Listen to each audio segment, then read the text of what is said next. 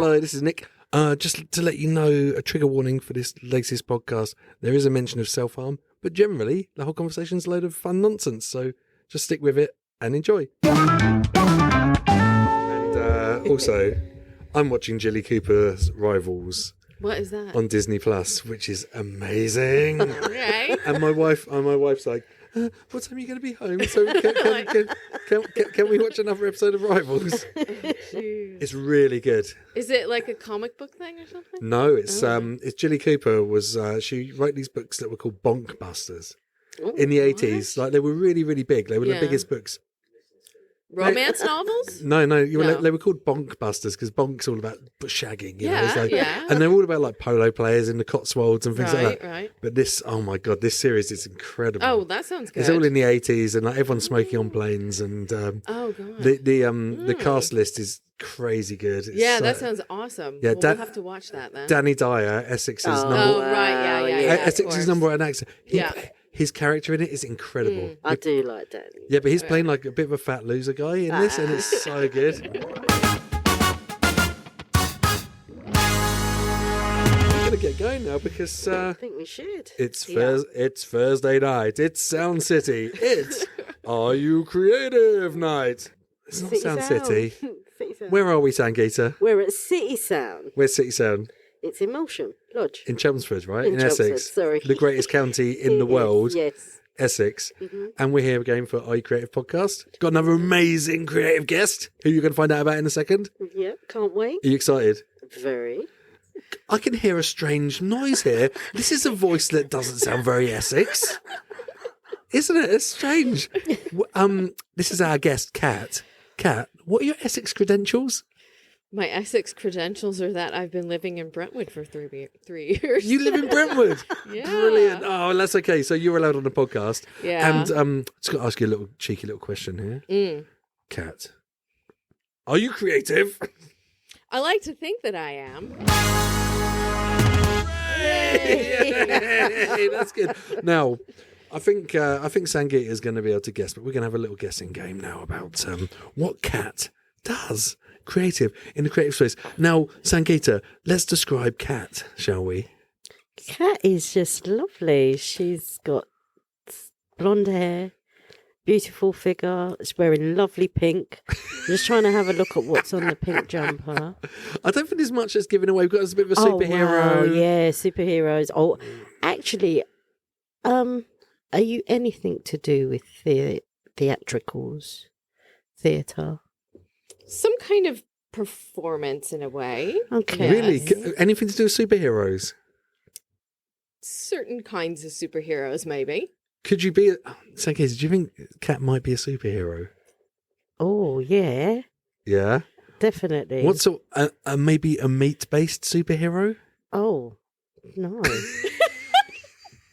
Kat, Definitely not. Kat, reveal your alter ego. Oh, right. Okay. It's okay for me to reveal. Go for it, all yeah. It that. is, but, Okay. but I might have to fix your mic first. Oh, 'cause it keeps falling. I know. I'm really It's sorry. going to be resting on my boob soon.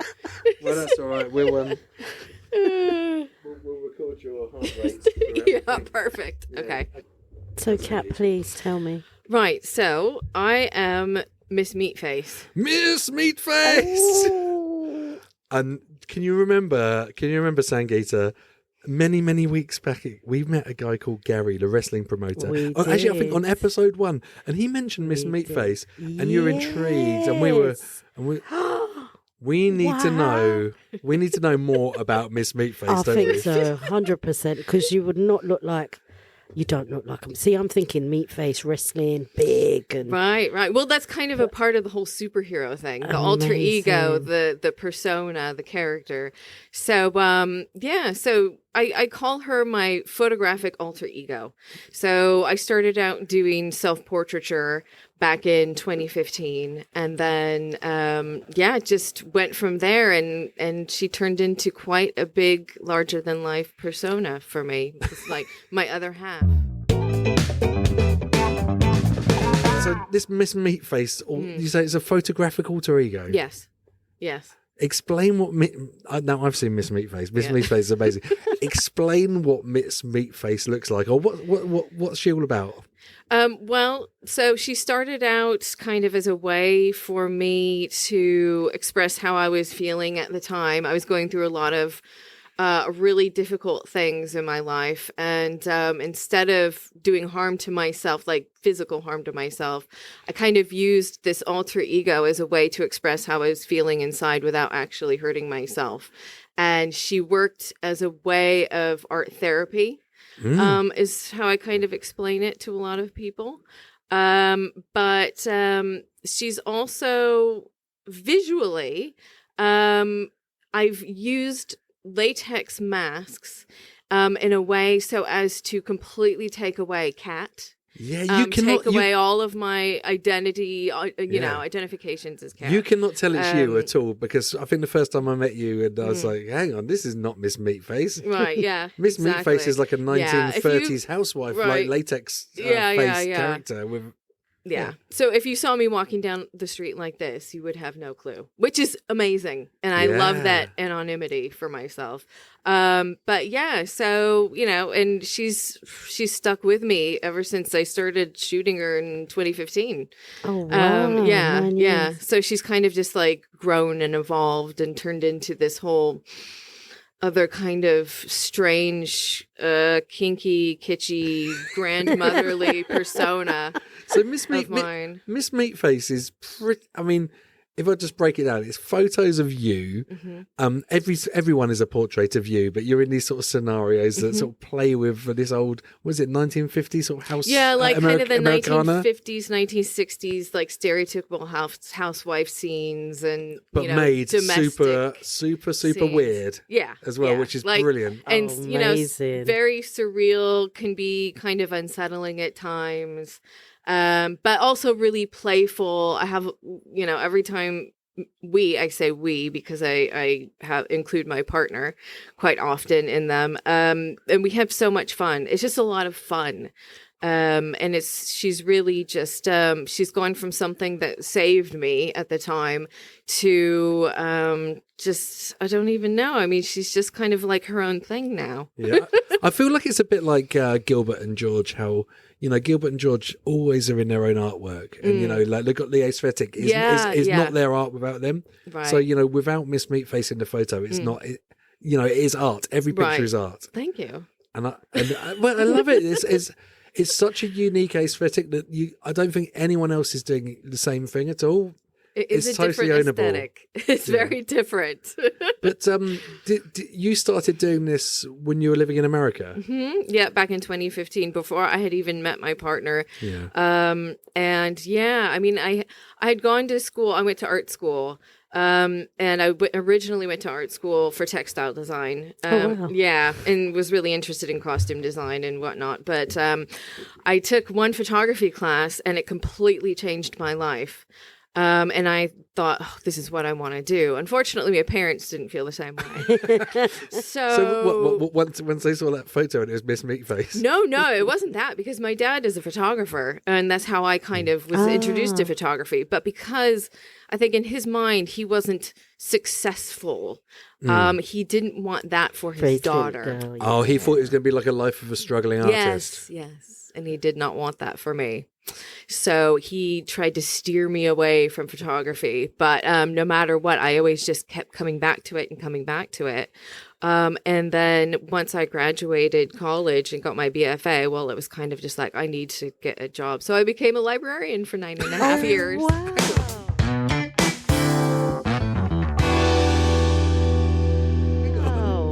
So now this is funny, because if you see Miss Meatface, in the latex, it's a little bit like S&M, sort of like latex mask with this 1950s Americana, loads of clashing patterns and stuff. And then you think that Miss Meatface is Miss Meatface's alter ego Cat. Yeah, right. Is just working in the library, going 9 through, to 5, going through the librarian. going through the index cards, advising people where books are, answering reference questions, and helping with computer problems. But that is the classic superhero alter ego, isn't it? The mild-mannered librarian. Yeah, and that's what I love about it. It's just so much fun. That is it's like so true. my own little secret.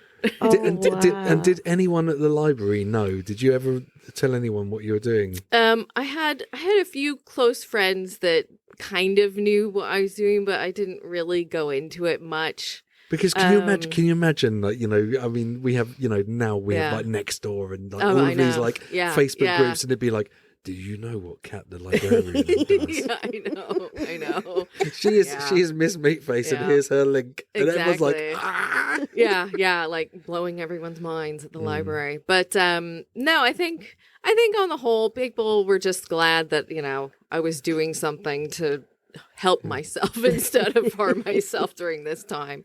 That's really good. Rough. And psychologically, it helped you to escape and become this other character. And also express like what I was feeling inside at the time, which was not great, you know. So it really, she really pulled me out of this really, really dark space at the time. Because a lot of it is quite like it's quite empowering, like because you play with those tropes of the housewife. Mm-hmm. Yeah, all these domestic scenes of the stereotypical housewife, but I like to flip all of that on its head. So, so a lot of times I have my meat maid, who is my wonderfully muscular, beefy meat maid in a maid's outfit, and so this is like helping me clean the house and serving me with a tray full of, you know, pastries and tea and other delights. This is like a French maid's outfit, right? Yeah. The meat maid is a muscular man in a French maid's outfit. Yes, usually made out of latex or PVC. I love it. Wow. Yeah, in bright colors. Like you know, that's part of my aesthetic is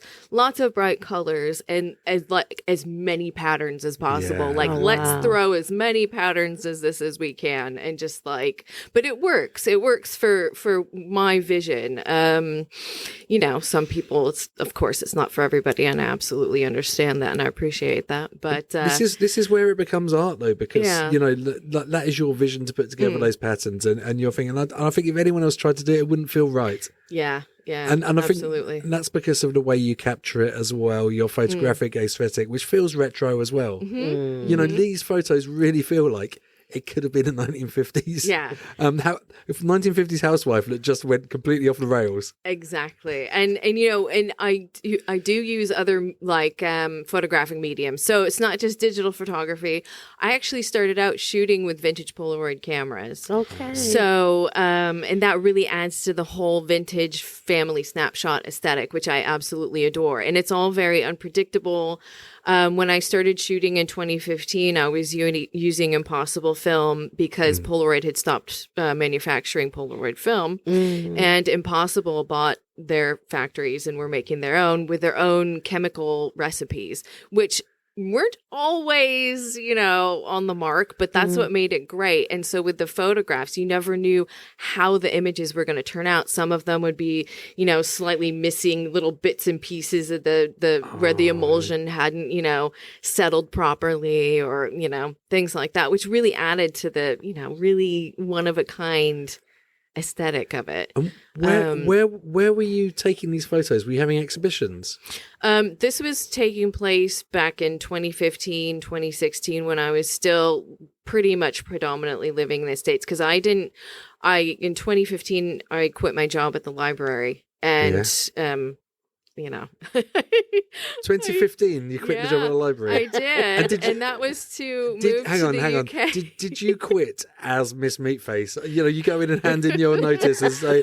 Well, at that point in time, she hadn't become who she is now. Yeah. So who she was at that time probably would have been quite shocking to them, as opposed to now where she's kind of toned down and turned into like the grandmotherly, like, you know, kitschy, kinky type character. But back then she was a bit more raw and unhinged. So they would have been a bit... been a bit terrifying. I think probably like, oh my God. Just condemn the library. Let's just burn it down. Yeah, Start again. exactly. Yeah.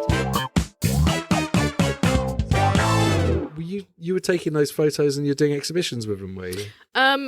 at that point in time, I hadn't been doing any exhibitions. This was just like me locking myself in my studio at home and just like creating as much as possible. Oh, this is art So brut. it's like, This is like you're literally art for art's sake. Yes. This is Oh, your secret project. Yes, yes, Not yes. for anyone else but yourself. Exactly. And so from there, as I gained more, I got more confident with the images and with myself, I started scanning them and putting them onto Instagram. And I'm thinking that, oh, geez, people are going to be so freaked out by this.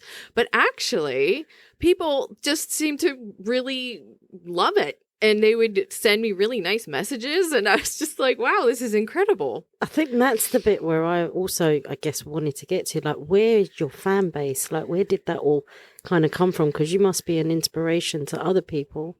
And that's That what was could so be. fantastic when I first started doing it, because I think a lot of people could see where I was coming from and see, similar situations that they had been experiencing or experienced, and could definitely, relate to that. There's a Meatface. Anyone can escape to an alter ego, right? Yeah. So and I have my fan bases all over the map. I have like the kind of collector art fan base, but then I have also the kind of kinky fan base, interested in the fetish and BSM scene. I am just all over the place. And mostly the funny thing is that when I first moved over here, it was wonderful because I felt like people understood my work in a way that people in the States couldn't or didn't. Oh, we're freaks in Britain. Yeah, it was fantastic. I felt so at home. I did. It was like, these are my people. Yay. I'm pretty sure where you go in Britain, any single road, there'll be something weird going on in one of the houses. It just felt so great to be over here and to feel like, people understood my art on a whole other level over here, that in the States, people liked it, but I feel like they didn't really get certain levels of it or layers of it that over here they did in a way. That's okay. Is this funny, right? If you think about, we go to Brentwood. There's a small road in Brentwood somewhere. Never. And there is Miss Meatface. Never. taking the photos with the meat maid behind one of these net curtains. Yeah. See, Little do that's the just people know. amazing, right? Yeah. Oh my God. You never know what your neighbours are doing. You know what? It's so That's true. absolutely fantastic. Yeah, exactly. But I think there's an excitement in that, because it is so domestic, and it's obviously not. You haven't gone to a fancy studio to do it or anything. Exactly. I think there's one photo of you putting up some washing in your garden. I've seen, and I just feel like, can you imagine the neighbours looking at the back window? Yeah. I think the one you're talking about, I actually shot in my hometown of Vallejo back in 2017 during one of my trips back out there, and that was actually in the backyard of my dad's house. And that's another great thing though about having parents that are also artistic, and they are very supportive, and my dad will actually sometimes help me with shoots if I'm out there, and if it's just me and I've got the tripod, he'll be out there and assisting me and stuff, and yeah, it's really cool. I cannot believe, I just can't imagine having my dad assisting me on some sort of like slightly S&M photo shoot with me. Well, they're the ones that I would do on my own aren't usually the more S&M-y ones. It's usually if I have my partner involved, they get a bit more. There's a bit more. Yeah, you can make your dad into a meat maid. Oh God, no. Yeah. Or like a lamp or something. So, since you've come to Essex as well, have you had some exhibitions over here? Not in Essex particularly, but in London, I've had exhibitions. My partner used to run Resistance Gallery in Bethnal Green, and we've had two over there. Amazing. Had two over so there, you had your artworks framed on the wall, blown up? Yes, yeah. How did that make you feel to see your artwork up there? Was that the first time you'd actually done an exhibition, or had you done? Oh no, I've done things all over the place. I did I had a hat making business. I was a milliner for 3.5 years. I've been in bands. I've done all the things. Wow. Hang on. Yeah. Hang on. Is this pre-librarian or post-librarian? Which one? Bands, millinery. That was all during the library. Yeah. Oh. So you always had a side hustle with the library. I always had extracurricular activities. Yeah, loads. I have to be busy, just like Nick. Nick has to be super busy all the time. This is like Hong Kong Fooey, though, isn't it? It's like putting the little cards in the library, but at the same time thinking about like crazy hats. And with my band, I had a persona with the band too. Oh, so come on! What was that? Her name was Lady Viola. Yeah, I have a tattoo. Hang on. We just had Elodie in, who was like a violin player. So tell us about Lady Viola. Well, she escaped from the circus. I'm serious. And she wore an eye patch. Yeah, I'm dead serious. On stage? Yes. Which actually is really tricky. Yeah. Because there were many a times, because your depth of field, you can fall off the stage. I know, that's so dangerous. Really easily. Trust me. You wear the dog mask. I have no peripheral vision in my costume, and it's terrifying. It's so easy to just fall off the stage when you've got an eye patch on. But anyway, what was Lady Viola doing? Well, I sang. Oh yeah, yeah. And what was the rest of the costume for Lady Viola? It was like 1930s Mae West, kind of decaying Mae West. Unhinged, run away from the circus, Mae West with an eye patch. Yeah. Oh, I love it. What was the band called? It was called Ragwater Review. So can we find anything online? Oh, yeah, you can. Oh, you sure wow. can. Are there videos? Are there live videos? There's all sorts of videos on YouTube. Oh, my God. Yeah. Do you know what? I feel like you need like a biopic made about you because, like, this is such an interesting story. The librarian that's also probably is Lady Viola that becomes Miss Meatface. Well, we actually had somebody who was starting to film me for a documentary. But that just didn't really go anywhere. But, it's one of those things that can always pick it up later. But this is the beauty about Miss Meatface. Miss Meatface never ages. No, I know. Isn't that great? Yeah. It's wonderful. It's such a great invention. Yeah. No, I she's like fun. that, Miss Meatface. So in your house, in your like your quiet road in Brentwood, in your house, right? Do you have like a whole room just full of the craziest clothes, like a whole dressing up box? Yes. Yeah. We've got. So I have a little studio room that's like you can't even get into because it's just so full of stuff. I've got rails of vintage clothing that I've like hoarded for photo shoots. And I've also, I've got so many props and camera bits and pieces, and I've got boxes and boxes and boxes of Polaroid. Because you have really, I've seen that you have really cool props like retro phones and irons and all these domestic things, like food mixers and things that are very Americana, actually, which must be, it's an aesthetic we don't really see here. Like, if if we go to boot sales in Essex, it's weird because the boot sales seem to move, it's always like 20 years back. Right. So now, like, there's no nostalgia to me. But I remember going to them when I was younger and all the 70s stuff, and I was so fascinated with it. Yeah. Especially those food processors and like weird phones and things. Exactly. And it's kind of sad now because I started thinking about it. It's like, you just can't find that stuff really. You can if you go to charity shops enough, but... No, but you're never going to find a Garfield phone. Oh, yeah. As a boot sale. True. And back in the day, you probably could have picked up a Garfield phone and a VHS camera. Yeah, I know. All the things. Yeah, it's true. Yeah, well. So where'd you go for your props now? So, I do search a lot on eBay. I used to try and not go on eBay as much, but I've turned to eBay, sometimes Etsy. But then, in Brentwood, there's so many good charity shops. Yes. So if I'm on the hunt for something, I will like continuously just go into charity shops and look for stuff. But you know as well, if you make friends with people in the charity shop, and they know and they know you're aesthetic as well. So that's what my dad's like. My dad gives me a hotline. Hotline to any sneakers that come in, and I tell him whether they're fake or not. Oh, jeez. Amazing. Yeah. Well, that's handy. Yeah, he wanted to buy a pair of Jordans to wear, and I was like, we are talking about like a 75-year-old dad, but he's like, I think they're real Jordans. I was like, Dad, he's like, not real Jordans. Oh, no. Oh, well, at least he's got you to, give him the thumbs up or the But if he knew if there was any like kitsch Americana, he knows where to, he knows where to call. Yeah. What are you looking for at the moment? Oh, geez. I've had to kind of stop at the moment because I've got too much stuff. Like, my partner has said, we can't. I was just going to ask you about that. So with your props, Do you have a recycling time where you think, right, I need to get rid of this lot now? So I've got space now for my new bit. Yep. So right now we're in the purging phase. Right. So it's like trying to get rid of more things. But I have to say there is one thing that I have a serious weakness for, and that's vintage curtains. I have a total obsession with vintage curtains because I use them for backdrops. Gotcha. You know, and I've been building like little stage vignettes now. So mini meat sets. Yeah. So I've been doing a whole bunch of these little tiny sets, really, and the vintage curtains come in handy. So it's, you know, I just drape them, and you know, and of course they had so many good patterns and colors.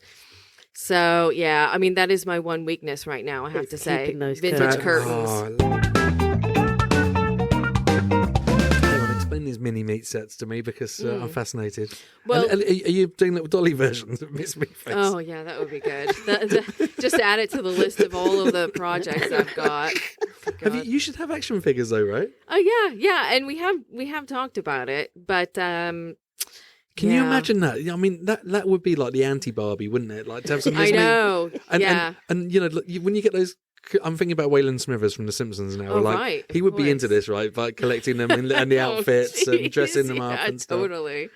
These little PVC Miss Meatface outfits you can swap in and out. That'd be great. Little Funkos. Yeah.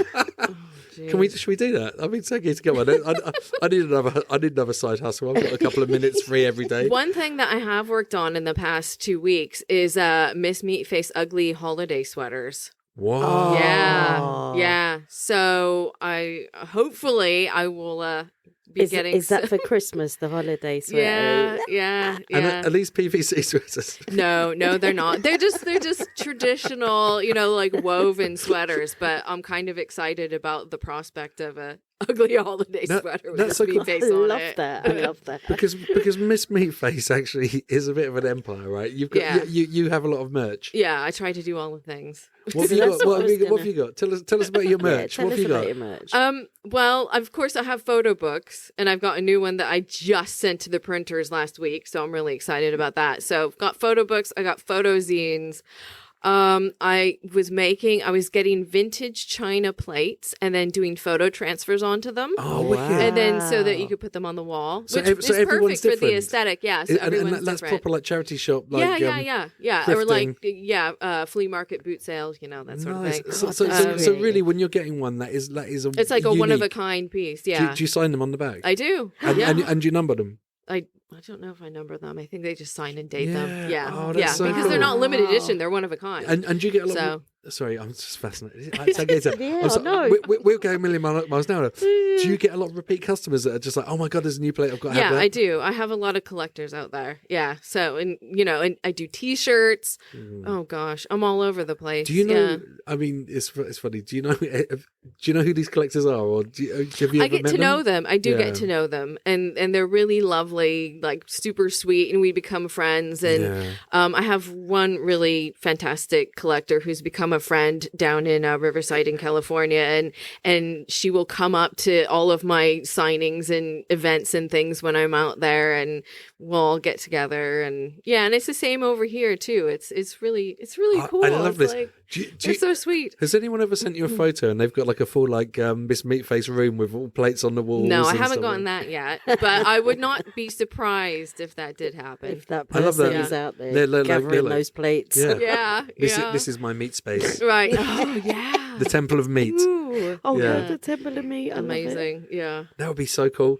It's a bit like, I don't know, have you seen that episode of Alan Partridge when his fan kidnaps him and he's got the nutty room with all the Alan Partridge stuff on the walls? Oh, jeez. Oh, boy. That'll be next. So you have your merch, that's one bit, and you said you're involved in several projects. So give us for someone like myself who has no idea, and this is the first time, what kind of projects do you do? Well, what kind of things are you into? So usually I just keep myself busy, just like continuously shooting. So I just get ideas for shoots from an item I find at a charity shop, for instance, Fantastic. or a specific outfit that I see. And I'm like, yes, okay, I can envision a whole shoot around that. Oh, wow. So usually I just, that's what I do. I just kind of like come up with these shoots on the fly. And as I get inspired as I go along. More recently, can we? Yeah. I want an example of this. So, Yeah, like, me so like, too. you're like, oh, I've just found this crazy kettle. Whatever. what happens? So, for instance, I did one shoot back in 2017 that was for a magazine that unfortunately isn't around anymore, called Bullet Magazine. But I found a brand new 1970s fondue set at a charity shop in its original box. Yes. And so I was like, oh, this is, calls for a shoot here. Wow. So I bought the fondue set, and then I just built the entire shoot around that one piece. So, yeah. So it was just like this kind of, it was so 70s. So it was like had to be browns and oranges and yellows in the backdrop. And the whole outfit had a lot of browns and creams and of course, I had fondue in the fondue pot, and I had giant, long hot dogs and all sorts of gelatin molds and mint green. I think a lot of people would pay money just to watch Miss Meatface eating a fondue, or like Yeah, that's an idea. I could do that for my TikTok. Exactly. Just me eating random 1970s foods or something. But I think because OnlyFans doesn't have to be like sexy time and stuff as well. Right. It can like Patreon. I have a Patreon. Yeah. So on Patreon, maybe someone could pay and watch you eat fondue. There we go. Yeah, exactly.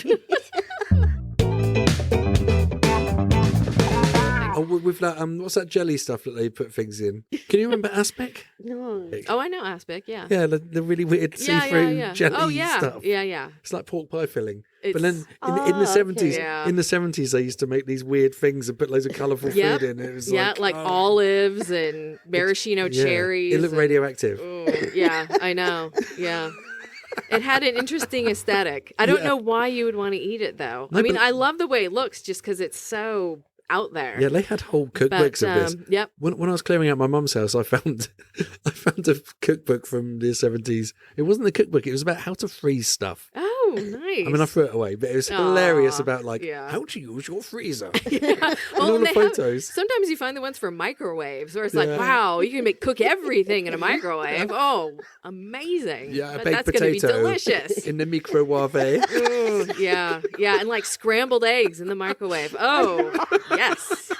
Oh, no, thank you. Can I ask a really silly question? Yeah. Only because I'm really intrigued. Do you eat meat? I do eat meat, Okay. but you know what? The funny thing is that my parents were vegetarians. So I grew up vegetarian all the way probably through my 20s. So, yeah. And then, so in your 20s now, so you've only ever had like vegetarian food. What prompted you to just turn that way? I don't know. I just thought, it actually tastes really good. I actually really enjoy eating it. I mean, I'm thoughtful about the kind of meat I eat. Yeah. But I'm not just. You were meat curious at some point. Oh, I was absolutely meat curious. Yeah. And I just went for it. What was? So you grew up vegetarian. Mm-hmm. What was your first bit of meat? I think my grandmother cooked a lamb chop. Oh yes, with the mint best sauce. With mint sauce, yeah. Best bit of meat to start off, right? The one with the mint sauce as well. Yeah. Funny enough, I did buy lamb chops today. Oh, Minted right. ones as well. There we go. Yeah, coincidence. I mean, that's a pretty full-on meat to go for your first meat. Yeah, that's I a guess very so. meaty meat. Well, and then it was meatloaf, and I have a bit of a soft spot for meatloaf. Meatloaf is such a Miss Meatface product. It is. It totally is. And I have my grandmother's original meatloaf recipe. Wow. So Wow. yeah. you could sell that as part of your merch. Oh, totally. I have wanted to do like a Miss Meatface recipe book. Oh, it'd be one day. amazing. Yeah. Oh, I really want to see that. It's just another thing on the list of things to do. Just do it. Just add it to the list. Do you Where did the name even come from, Miss Meatface? So it began as a joke between me and my friend, because when I first shooting Miss Meatface, I decided to, in order to express the horrible, like raw, just awful, like viscerated feeling I felt inside at the time, because I was going through a marriage breakup, and I found out when I was 29 that I had cervical cancer. Oh my so God. it was like all these things like boiling up to the surface and going on inside, and I thought, instead of actually physically harming myself, I would take up special effects makeup. God, And amazing. I would do all these special effects makeup on my face, and then take these self-portraits, and it would really look like, you know, raw hamburger on my face. And I What? would do black eyes, bloody nose, like really, really, really raw, like, yeah, That's And this is- bloody amazing. stuff. And this is Art Brut again. It's just for your own entertainment. It's not, with no ambition just to... to express what I was So it going wasn't through, even feeling really. like. So really, it's not even entertainment at that point. No, it was no. an outlet. Yeah, it was just Yeah. it was a therapeutic outlet for me. Yeah, Yeah, that's amazing. Yeah. Very basic, you know.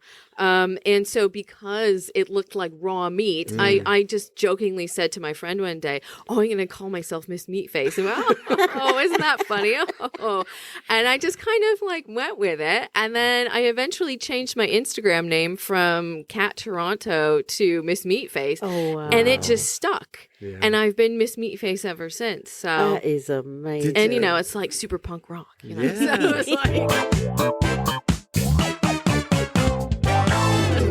Did you find your sorry, I'm gonna go serious. Sankey is normally the one to go serious. Sorry, I'll go yeah, serious now. go for it. Did you find that, you know, that sort of brush with mortality to be like quite a catalyst for being more productive artistically? Oh, or definitely. for changing your life? it completely changed my entire life. The whole direction that my life was going in, it just made me like stop and, you know, just what am I doing with my life? Pretty much, basically. Because your output is so prolific now. Yeah. Like since then, are you like, I've just got to do as much as I can. Make every day count. Yeah, and just make every single day count, and just, you know, just do what makes me happy. And this makes me so happy. And I'm doing this with somebody that makes me very happy and that I love very much. And we're creating this amazing art. And it's The Meatverse. Yeah, in the Meatverse. That's what it is.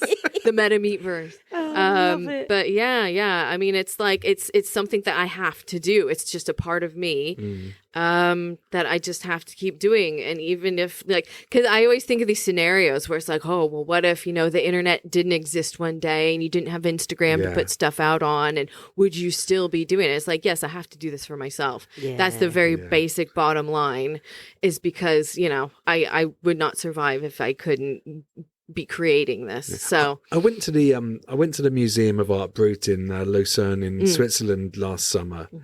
Going really highbrow here, Sandy. Yeah, already. He just fancy. can't help it, can he? But it was fascinating to see this. I mean, I was really wondering what meant something could be in there as Art Brut. And it's basically said people had to create art not with any ambition to be famous or any knowledge of art. It's creating art for themselves to make themselves happy, or express themselves in a way. And often a lot of the people are people who their art had been discovered once they'd died, or had been in their loft, or they'd been doing it in secret because they weren't allowed to do it because of the society they were from. And I just found that fascinating, that compulsion to do art, to be prolific, to have output. Yeah, it's definitely a compulsion. It just has to be done. And like you said, you know, I've always thought the whole time I've been doing this, it's one of those things where I just fully expect I will die, and then 20 years later, somebody will be at a flea market, or, you know, there'll be a dumpster with a box of Polaroids sitting there, and they'll discover this and be like, oh my goodness, what is this?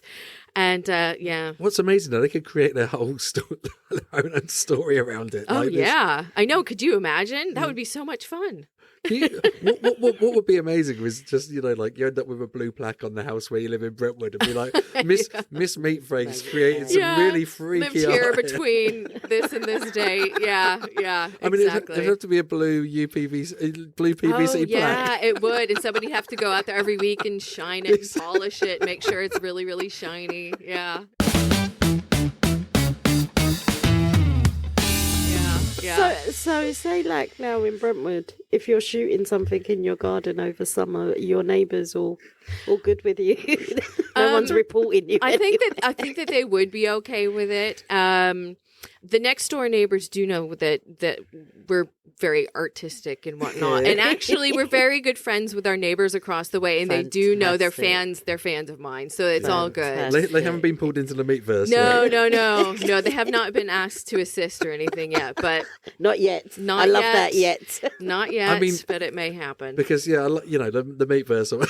Sorry, I keep calling it the Meatverse. I just made it. Is that what you call it? I have called it that. Okay, yeah. So obviously that is you and the Meat Maid a lot. But have you ever been tempted to go wider and get like a really big tableau? Like, I'm thinking about the Last Supper. Or something. Yeah. No. There has been talks and discussions of things like that. It's just a matter of me having the patience to involve lots of people, because I'm just it just sounds exhausting to me. Yeah. I don't know if I can handle that mentally, but yeah, I have good intentions. I mean, I think that would be amazing, but Actually, do you know what? I don't think Miss Meatface. I don't think Miss Meatface would have other people around. I think it'd have to be all like dollies and ventriloquist dummies. Oh yeah, definitely. Yeah, absolutely. Yeah, that's my new obsession too, is vintage ventriloquist dolls. Wow. Yeah. So vintage curtains and ventriloquist dolls. Yeah. That's the new one. Sounds amazing. And what have you got coming up? Have you got any exhibitions coming up? Or Well, so I just finished the book, the next book, which is just a photo book of digital photographs that are kind of either outtakes or peeks kind of behind the scenes on shoots or images that just didn't make it into the final cuts. And I just, like I said, sent that off to the printer, so I should have that next week. But that's going to be coming out officially December 2nd in my web shop. And I'm going to be going to my hometown of Vallejo, California next month. Wow. And I'm doing a book signing while I'm out there. Wow. yeah. Yeah. So that's kind of the next big thing that I'm working on. But So you're going to fly over a load of books. I'm and- I haven't decided if I'm shipping them or flying with them. At what point do you put on your alter ego? Do you go into a telephone booth and spin round and Yeah, come out? right. That'd be awesome. Well, for the book signing, I think I'm going to start out as Miss Meatface and then do like kind of a slow unveiling after I do like a little talk and whatnot. Because I think it's really interesting. A lot of people find it interesting to see me in both modes in the same kind of session. So for some of my videos that I put out, like reels or whatever on Instagram, I will do a shoot, and then once the shoot is done, I'll film myself as Miss Meatface and then slowly take pieces off. Oh wow. And then reveal me underneath, which is always fun because I usually have like crazy lipstick and makeup underneath and I'm all sweaty but I think that's a really cool thing to do. I think that's important to kind of show the transformation. And you do your own makeup? Yeah. Oh, Yeah. wow. You actually colour your face. Do you colour your face to match the mask? So you might have blue or something. No, it's just the lipstick. Just The crazy. lipstick yeah. it can get really crazy.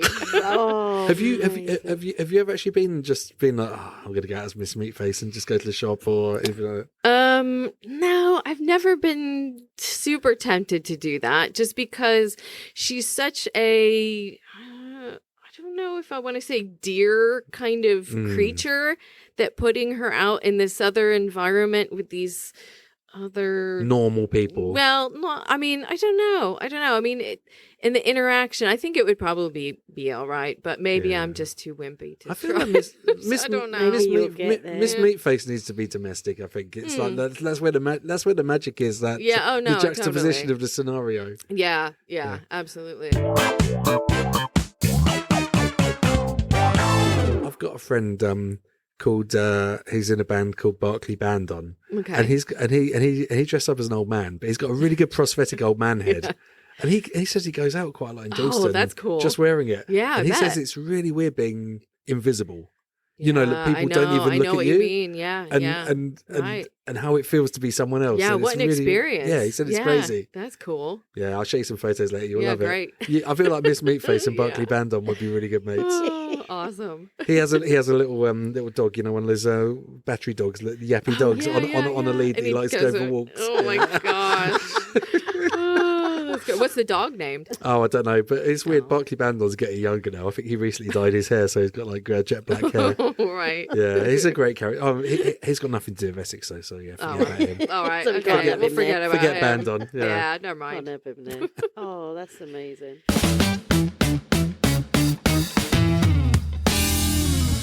How can I look you up? You can look me up at missmeatface.com, and I'm also on Miss Meatface on Instagram and TikTok and Yeah. And all those. the So usual Miss Meatface. places. Yeah. So yeah. I can't wait. I'm going to look. Oh yeah, I bet you can. Listen, I'm so intrigued right now. Oh yeah, have a peek. I'm gonna do more than have a peek. Yeah. Have a dig around in there. I'll be digging. Yeah. I'll tell you what, Sangeeta's going to be subscribing to your Patreon later. She's going to have some. Right. She's going to have some Nice. plates up at her house. Oh god. I'm telling you. Yeah, totally. Oh yeah, that's the other thing. I have dish towels, like Yeah. tea towels. Oh wow. Oh yeah, all the things. Because the thing is, look, I've just got to say this. Like you say, Miss Meatface, and I'm imagining Miss Meatface like a big, chunky kind of like a beefcake. Yeah, Ooh, right. So that's yeah. why when I met you and you're just so lovely, petite, and I'm thinking, right, hold on, Miss Meatface, this is not really matching. You know what's here funny? somehow.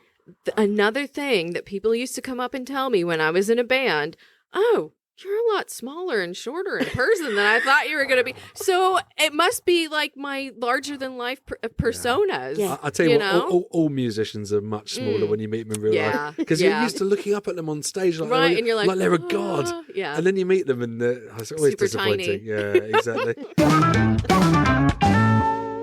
Sangeeta, do you feel like making an alter ego? I Ooh. might do, I need to look a bit deeper. Yeah. I really, because I'm Absolutely. so fascinated, and I'm more fascinated as most people that know me will know. I'm a very serious. I like to know why. What get down got, to the- what got you to that?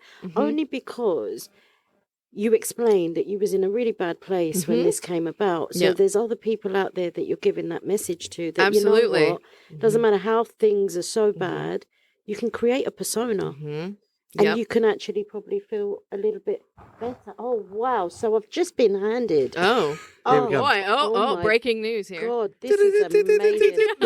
Here comes the meat feed. Yeah. I've just been given the Miss Meatface kind of page, whatever you call it. Look, Oh, I'm yeah. so not even into This is on Instagram. things like Oh, Instagram. Instagram. This is Okay. it. So, Yeah, okay. gotcha.